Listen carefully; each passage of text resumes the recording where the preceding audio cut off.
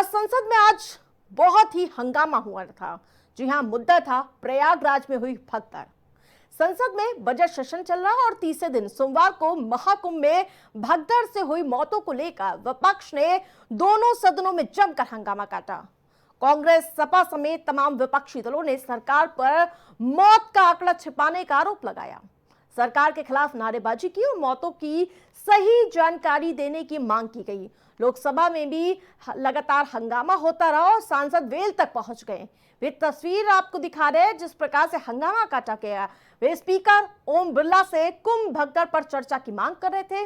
बिरला ने सांसदों से कहा कि आपको जनता ने यह सवाल पूछने के लिए भेजा है कि मेज तोड़ने, और अगर मेज तोड़ने भेजा है तो जोर से मारिए।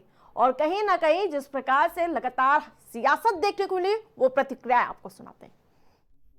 जिस तरह पूरे इस घटना को छिपाने की कोशिश की गई है, तो हमारी मांग है कि संसद में इसमें चर्चा होनी चाहिए, क्योंकि कहीं ना कहीं जो आंकड़े अब आ रहे हैं सामने, लोग बता रहे हैं कि लगभग 1000 लोगों की जान गई है इस कुंभ के मौके पे। सबसे ज्यादा कंटामिनेटेड वाटर इस वक्त कहाँ है? कुंभ में है। उसके लिए कोई सफाई नहीं दे रहे। बॉडीज जो पानी में डाल दी गई हैं उससे पानी कंटामिनेट हुआ है। यही पानी जो है लोगों तक पहुंच रहा है वहां। इसके ऊपर कोई सफाई नहीं दे रहे हैं और पूरा आई वॉश किया जा रहा है और सवाल उठा रहे हैं, खुद ही सवाल उठाते हैं, खुद ही जवाब दे रहे हैं। मैं महाकुंभ में दिवंगत लोगों को श्रद्धांजलि देता हूं, जिन्होंने आज हजारों की संख्या में वहां पर अपनी जान दी है। सर, ठीक है, मैं थाउजेंड्स बोला, इसीलिए मैं इस अंदाज से नहीं बोला किसी को ब्लेम करने के लिए, लेकिन वहां हुआ कितना, कितने लोग मरे, कम से कम वो इंफॉर्मेशन दे दो।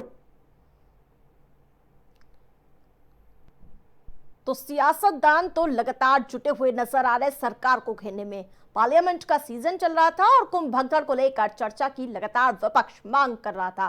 चर्चा तो नहीं हुई, लेकिन जिस कुंभ भगदड़ में मृतकों की संख्या तक बताने में भगदड़ के दिन प्रशासन को 17 घंटे लग गए थे, वहां अब साजिश का दावा किया जाने लगा।